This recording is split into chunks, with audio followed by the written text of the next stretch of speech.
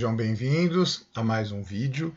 Então, primeiro de tudo, explicar um pouco a ausência aqui no canal. Como vocês sabem, já foi falado isso num dos primeiros vídeos, no penúltimo vídeo que eu fiz aqui no canal, que foi falando sobre a questão da volta às aulas e tudo mais. Quem assistiu esse vídeo, foi por causa exatamente porque agora eu não sou mais professor, eu sou coordenador, então eu não tenho mais a mesma necessidade que eu tinha o ano passado de estar fazendo vídeo.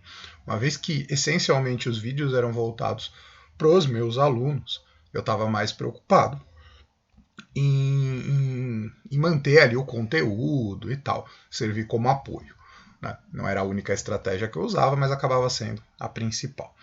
Segundo, porque esse primeiro semestre ele foi bastante corrido para mim também, né? Não é só o fato de eu ter assumido a coordenação e tal que está me atrapalhando no canal, né? Ou que está me impedindo no canal. Não vou dizer atrapalhando porque dá a entender que, né, tá sendo ruim. Não, pelo contrário, estou gostando bastante de ser coordenador, apesar da pandemia, o que não facilita muito o trabalho.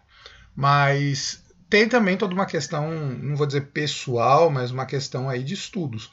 Eu estou fazendo pós-graduação, estou terminando o meu TCC praticamente. Então, esses últimos 3 meses eu tive muito envolvido com isso, né? Toda a questão da redação, pesquisa, trabalhar em cima do texto. Então, me consumiu tempo, não deu para gravar. Geralmente eu gravo meus vídeos de madrugada, esse aqui não está sendo gravado de madrugada, mas geralmente eu gravo meus vídeos de madrugada, porque é o momento que tem mais silêncio, não tem isolamento acústico no meu quarto, não tem nada disso. Então eu tento pegar um horário que tenha mais silêncio, exatamente para não ter as interferências externas. E atualmente está sendo mais difícil. O ano passado eu fiquei o ano inteiro em casa. Então, meus horários eram mais flexíveis. Esse ano eu estou com menos flexibilidade nos horários. Mas enfim, eu não abandonei o canal, só estou tendo dificuldade. Eu quero ver se com o tempo a gente vai voltando. Óbvio que eu não vou produzir vídeo na mesma frequência, né, no mesmo ritmo que eu estava produzindo o ano passado, que eu produzia, sei lá, 10 vídeos por semana, 8 vídeos por semana, porque eu acabava fazendo vídeos para todos os anos. Mas eu quero ver se eu consigo, pelo menos, fazer, sei lá, 2 vídeos por semana, né? Talvez aí depois até fixe alguns dias para fazer os vídeos. E, obviamente, agora, como eu não tenho mais que dar aula, eu não tenho mais que dar conta de um conteúdo, eu vou fazer a coisa de uma forma um pouquinho mais livre. Eu sei que o canal não tem tanta visualização, eu sei que o canal não tem tanto inscrito assim, mas, de qualquer forma, eu não quero abandonar um trabalho que começou. E quem sabe um dia a coisa cresça, né? Então eu vou continuar, obviamente, no ramo da filosofia, porque é minha área, minha formação, e vou trazer reflexões mais livres, obviamente me baseando um pouco no pensamento dos filósofos, me baseando talvez até no que eu já disse em vídeos, né? Tendo como base o que já foi falado em vídeos anteriores, mas não preso propriamente a um conteúdo, a um currículo, melhor dizendo. Obviamente, eu posso trazer puramente o conteúdo de um pensador. Teve muitos pensadores que no ano passado eu não falei nada, porque ou não deu tempo, ou eu já tinha falado em sala de aula, ou não estão no currículo do Estado de São Paulo. E teve outros que, né, eu falei, às vezes o básico, poderia ter até aprofundado um pouco mais, mas por questão de seleção a gente pega o essencial do filósofo. Então agora os vídeos vão ter uma temática um pouco mais livre. Eu não vou me prender tanto ao currículo do Estado de São Paulo, porque eu não preciso dar conta dele. Então assim, né, vocês já viram o título, eu vou fazer uma reflexão aí sobre toda essa questão da pandemia e do pensamento individualista e a necessidade de um pensamento mais coletivo, né? E com isso então começa realmente o assunto do vídeo. Nós estamos, né? Então nós aqui no Brasil, a gente está vivendo uma situação bastante dramática em relação à pandemia. Já tem mais de um ano que a pandemia se iniciou no mundo todo.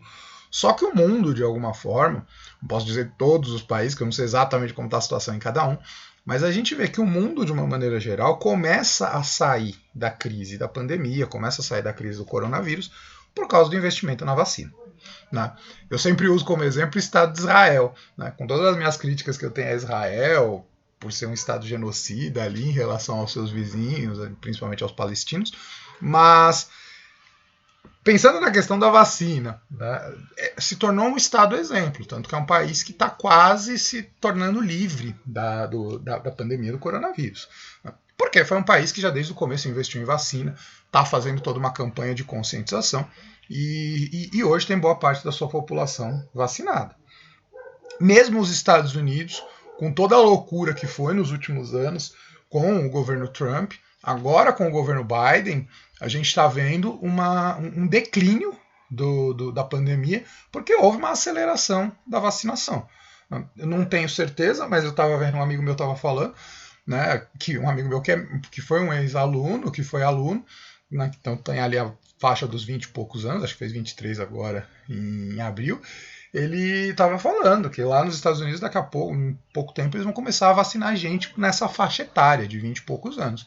Aqui a gente está sofrendo com a faixa dos 60 e poucos. Não saiu ainda da faixa dos 60, pelo menos não aqui em São Paulo, mas sei que no resto do Brasil não está muito diferente. Então, ou seja, a gente está com mais de 400 mil mortos, o Brasil é o segundo lugar de mortos no mundo, está em segundo lugar. Não vemos um avanço, pelo contrário, a gente está vivendo a segunda onda, o segundo pico, né, que está pior que o primeiro, porque a gente está numa média aí de 3 mil mortos por dia, teve dias que teve mais, então, ou seja, a gente está numa situação bastante dramática. Mesmo aqui no estado de São Paulo, eu estava vendo hoje, na verdade ontem já saíram notícias falando isso, que o estado de São Paulo alcançou a faixa de 100 mil mortos, então, ou seja, 1/4 dos mortos brasileiros estão aqui em São Paulo. E toda a situação dramática que a gente tem visto bastante esse ano. Na verdade, desde o começo, mas esse ano a gente viveu uma situação bastante dramática, com toda essa situação, primeiro lá em Manaus, em janeiro, de estar faltando oxigênio. Hoje, a gente vê toda a questão de faltar leitos para internação, faltar o kit intubação, para as pessoas poderem ser intubadas e não sentirem tão fortemente os efeitos aí, porque aquilo ali é extremamente agressivo. Enfim, né, a gente tem uma situação bastante dramática no Brasil. E assim, eu não vou fazer aqui propriamente um vídeo voltado a críticas ao governo, apesar de quando eu falo da vacinação, já está bem claro que o nosso problema no Brasil é porque não se investiu em vacina. Até agora não se teve um investimento sério em vacina. Mas eu quero pegar um outro ponto, que eu acho que também é muito claro, que é onde vai entrar na questão do individualismo. É visível que no Brasil não há uma preocupação sobre a questão da propagação do vírus. É só a gente pensar na questão das aglomerações. Em nenhum momento no Brasil houve, tem a parte política, que eu acho que é a parte principal, mas houve também por parte da população uma preocupação em realmente não se aglomerar. Nós não temos casos isolados de aglomeração, nós temos casos cotidianos de aglomeração. Cotidianos. E aglomerações dos mais diversos tipos. Aglomerações das pessoas fazendo festa, aglomerações das pessoas indo trabalhar. Em trabalhar ainda não tem muito jeito que fazer, né? Teria se tivesse uma política do governo. Mas a gente tem diversos tipos de aglomeração, fora o fato das pessoas não se cuidarem, né? E aqui é muito triste porque a gente não vê só negacionistas tendo medidas contrárias às questões de segurança, né, às questões de saúde, aos protocolos de saúde. Não são só os negacionistas. Claro que os negacionistas são pior, mas, né, os negacionistas, bolsonaristas, bolsominions, não são só esses. A gente tem também gente que muitas vezes é contrária ao governo Bolsonaro, que também está fazendo aglomeração, também está aglomerando. Então, ou seja, a propagação do vírus, ela no Brasil, ela tem um caráter, ela está muito fortemente ligada ao individualismo. A velha situação do que comigo não vai acontecer, é só uma gripezinha, né? Essa fala que se tornou simbólica do ano passado por causa do presidente, ela também de alguma forma expressa o pensamento de uma parte da população, que é só uma gripezinha, que não vai acontecer, que se acontecer talvez não vai ser tão pesado, porque eu não sou grupo de risco, ou seja lá o que for. E infelizmente a gente está vendo muita gente jovem ou que não era lá primeiramente grupo de risco, também está morrendo, ou está sendo internada. Porque também a gente tem que pensar isso. Muitas vezes as pessoas estão morrendo porque elas não estão cuidando, são internadas e acabam ocupando os leitos daqueles que realmente necessitariam.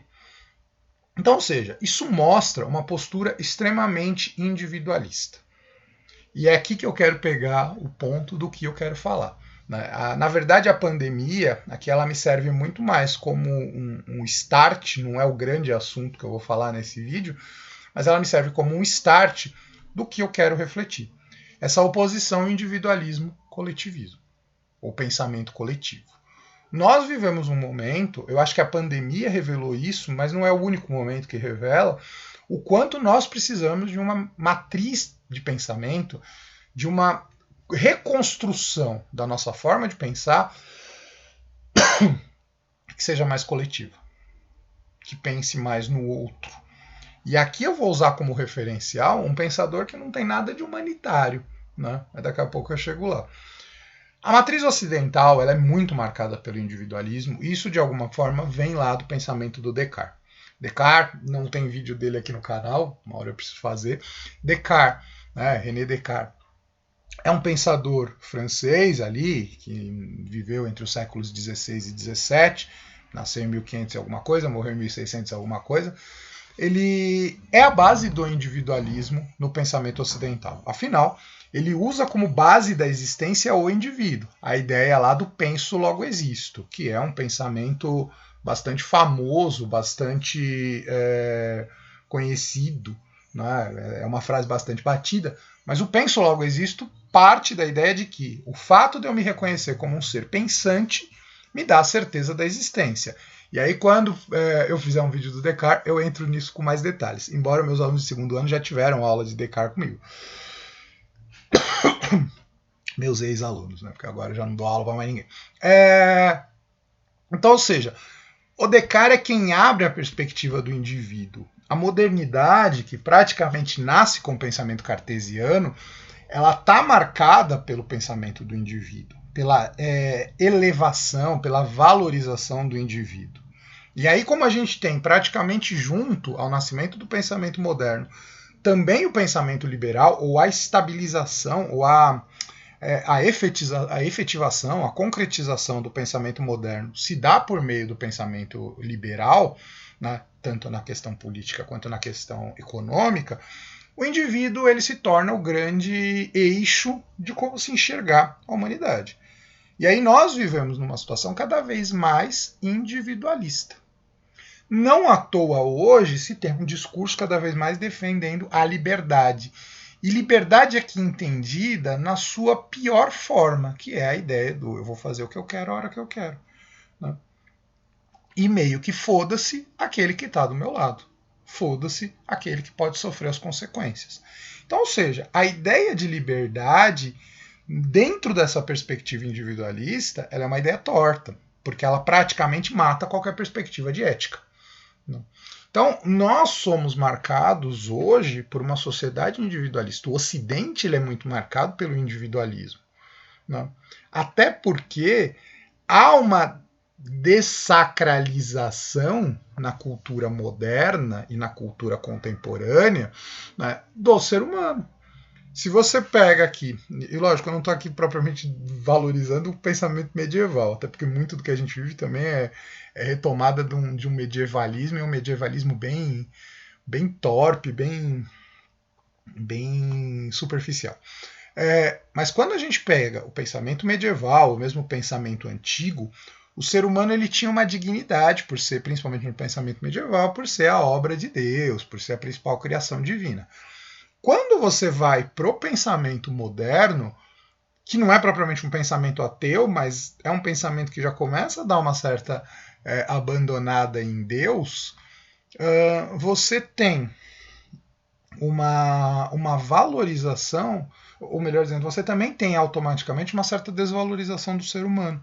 É interessante porque a gente tem um pouco aquela visão, né, que a filosofia ou o pensamento, a ciência, ela passa a ser antropológica a partir da Idade Moderna, ela deixa a teologia e passa a ser antropológica, Mas o homem ele é visto muito como máquina. Né? Isso está muito presente no pensamento do Descartes.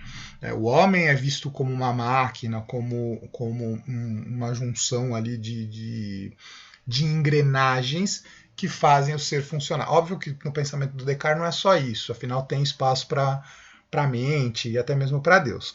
Mas Descartes não é ateu, mas ele faz críticas que de alguma forma, ou ele chega em constatações que de alguma forma dessacralizam o ser humano.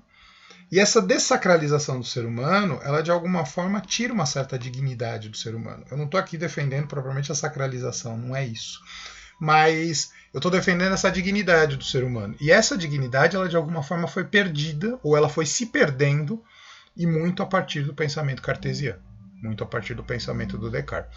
Exatamente porque você vê a natureza como um grande mecanismo, a humanidade como um mecanismo menor dentro desse grande mecanismo, e dentro disso tudo é mecânico, nada é orgânico, né? O orgânico é visto como uma expressão do mecânico, na verdade, e você não tem dignidade humana. Claro, volto a dizer, Descartes não é propriamente um detrator da humanidade, mas eu acho que ele abre uma perspectiva que de alguma forma tira uma dignidade humana depois que a história vai se construindo. É óbvio, nenhuma filosofia, pelo menos das filosofias ocidentais que eu conheço, nenhuma filosofia propriamente tira a dignidade humana, mas ela abre espaços para consequências que a dignidade humana ela vai se perdendo. Né? Então esse individualismo ele também é fruto, ele traz como uma consequência, ou ele traz como um aparato ao seu lado, uma detração, uma eliminação da dignidade humana. Que se perdeu, como eu disse, muito ali em parte, por causa de se perder essa ideia de que o homem é a criação divina, o homem é fruto de Deus. Quando a gente passa para essa visão, o individualismo ganha força. E na sociedade que a gente vive, não à toa, Descartes está ali, no nascimento do capitalismo. O capitalismo está começando a se estruturar a partir do século XV, XVI, principalmente com a colonização, com o metalismo, com o mercantilismo. A partir dessa época, o capitalismo está começando a se estruturar, e não à toa, o pensamento do Descartes, o que vem depois do pensamento cartesiano, vai em grande parte dar força para se construir uma antropologia do homem voltado para o capital, do homem voltado à produção, ao trabalho, e há um tipo de trabalho que é o trabalho explorado. Não à toa o capitalismo em grande parte do mundo vai se construir em cima da escravidão. Praticamente na Europa a gente não tem escravidão, mas a Europa enriquece por causa da colonização, e na colonização você tem escravidão. Né? Isso de alguma forma foi trabalhado lá nos vídeos tanto do etnocentrismo, tanto nos vídeos de direitos humanos, acho que principalmente quando eu falo sobre a questão da escravidão.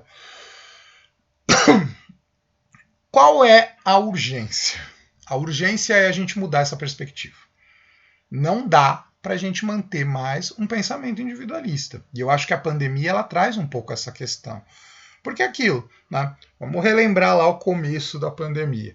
Então tinha-se aquela questão aqui no Brasil, ficou muito claro, logo que começou a pandemia, a gente não achava álcool gel nos lugares que a gente ia, nas farmácias, nas lojas que você eventualmente, que você comumente encontra, a gente não achava. Por quê? Porque as pessoas iam lá e compravam exageradamente. Quem chegava primeiro comprava exageradamente. Isso é uma expressão do individualismo. Agora, esse individualismo ele é um individualismo burro. Porque não adianta nada, eu posso ter comprado todo o álcool gel do mundo, enquanto tiver todo mundo doente ao meu redor, não vai ser o álcool, até porque o álcool gel não é vacina, não vai ser o álcool gel que vai me impedir de pegar a doença. Ele pode até dificultar, porque eu vou me limpar, vou me lavar, vou me higienizar, mas eu não vou estar imune. E mesmo agora, né, na situação da vacina, que a gente já vê alguns casos de gente passando à frente e tudo mais, enquanto a humanidade como um todo não tiver vacinada, a gente não está livre da doença. Então, ou seja, a gente está numa perspectiva de que se o outro não estiver bem, eu também não estou bem. Ou eu também ainda corro risco. essa dialética do o meu bem-estar depende do bem-estar do outro, o meu bem-estar depende do bem-estar coletivo, essa dialética ela precisa ser entendida. E é aqui que vai entrar o pensador que eu quero trabalhar, que não é propriamente um pensador coletivista e nem um pensador humanitário. A gente tem diversas correntes ou diversas linhas de pensamento, né, que trazem alguma coisa sobre a questão do coletivo. Se a gente for parar para pensar, o próprio cristianismo, né, apesar de a gente ter um cristianismo bastante moralista aqui no Brasil, mas o próprio cristianismo traz muito a questão do coletivo, afinal, né, qual que é o maior mandamento? Amar o outro como a si mesmo. O próprio Jesus disse, vós sois todos irmãos. Então, ou seja, você tem um pensamento coletivo que de alguma forma se impõe ao pensamento individualista na visão cristã. Você tem a filosofia Ubuntu, que é uma filosofia africana, que eu não conheço tanto, mas que de alguma forma traz também a questão da necessidade da gente se ligar uns aos outros. Mas como nós somos ocidentais, marcados pelo pensamento europeu, a filosofia Ubuntu acaba sendo uma filosofia meio marginalizada. Se a gente pensa a mesma forma, como não dá para falar propriamente de uma filosofia, mas a gente poderia até chamar de filosofia. A própria forma como os indígenas, principalmente os indígenas brasileiros, lidavam, né, com a natureza, com o meio ambiente, com o mundo, né, e com os outros, nessa ideia de que nada é meu, é tudo nosso, no sentido de utilização, né, não tem a ideia de posse da terra, você tem também um pensamento coletivo, né, o bem-estar depende de todos, a tribo precisa estar bem. Mas eu vou partir de um pensador que é praticamente contemporâneo do Descartes, um pouquinho posterior a ele, que é o Thomas Hobbes. Inclusive, aqui no canal, a gente tem um vídeo do Thomas Hobbes. Vou deixar aqui a referência. Thomas Hobbes é o pensador lá do Leviatã. E qual é a ideia base do seu pensamento? A humanidade é egoísta por si só. O homem é o homem é o lobo do homem, homo homini lupus. O homem é o lobo do homem. E o que esse homem, como que o Thomas Hobbes vê a coisa? Que se os homens forem deixados por si só, eles vão acabar se matando. É a chamada guerra de todos contra todos. Uma vez que existe a guerra de todos contra todos, o que o Hobbes vai defender? Que os homens por si só chegam à necessidade de que precisa haver um contrato, precisa haver um pacto. O pacto de não agressão para que exista a convivência pacífica e assim a gente possa garantir o direito à própria vida. Então, cada um abre mão da sua liberdade, entrega essa liberdade nas mãos de um terceiro que está fora do pacto e assim se forma um Estado. O pensamento do Hobbes, ele é um pensamento bastante interessante, porque ele parte dessa dialética indivíduo-coletivo. Só existe bem-estar se eu abrir mão de alguma coisa. Aqui no caso, o meu direito à liberdade para me voltar contra o outro. Partindo do que ele chama de estado de natureza, é um estado sem lei, é um estado sem governo. Então, ou seja, nada pertence a ninguém.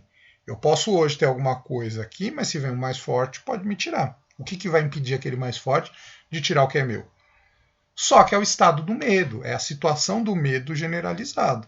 Porque se eu tenho medo de que venha alguém e tire o que é meu, o outro que pode vir tirar o que é meu também não está em paz amanhã. Ninguém tem nada estável, a gente vive sempre na desconfiança uns dos outros. Esse pensamento do Hobbes, ele é um pensamento bastante interessante. A gente pode até não concordar, não sei se eu não concordo, né?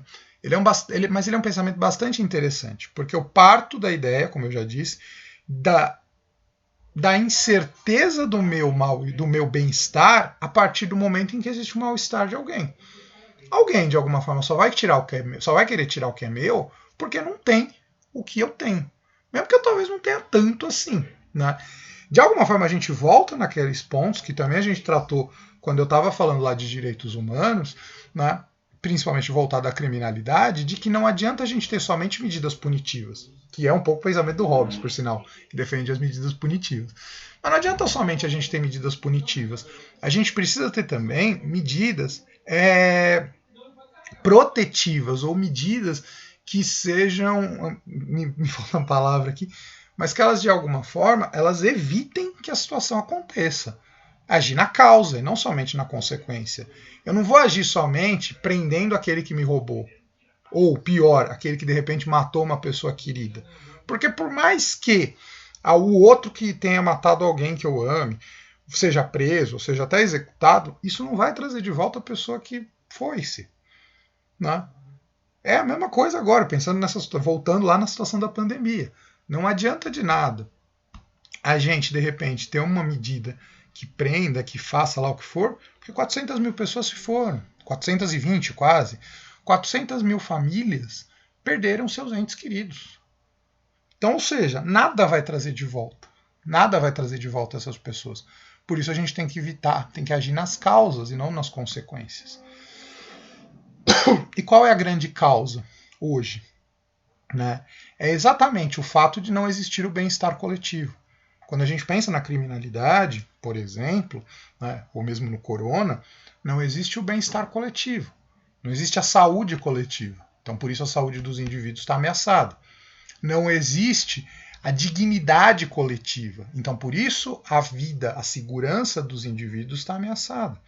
Enquanto não existir uma política que pense no coletivo, o individual, o indivíduo corre riscos. Essa lógica a gente precisa começar a entender para a gente precisar começar a mudar essa sociedade.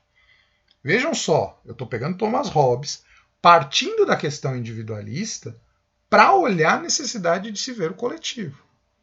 Não dá para a gente só pensar no indivíduo. Aquela coisa, eu tenho, o outro foda-se, é problema dele, ele que se esforce para ter o que eu tenho, ou para se esforçar para ter até mais do que eu tenho.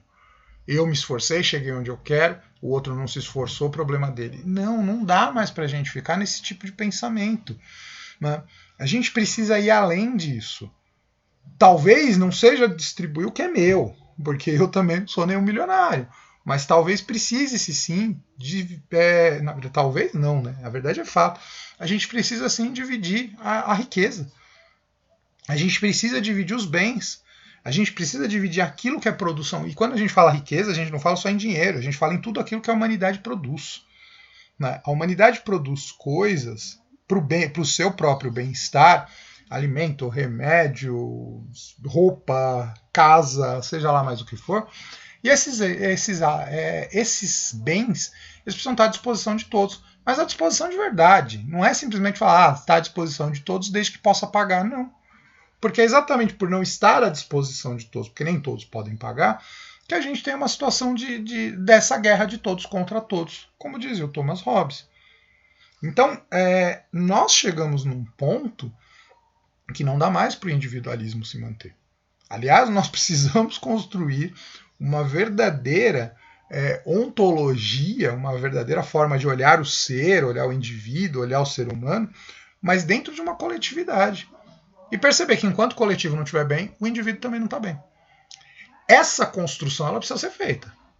Se ela não for feita, nós corremos o risco de realmente sermos extintos. Aliás, a própria questão do meio ambiente, que hoje é um tema urgente, a gente ouve falar a todo momento que se o planeta não se reinventar, se a humanidade não se reinventar, vai faltar água não sei daqui quantos anos, o ar atmosférico não vai estar respirável daqui quantos anos, e assim,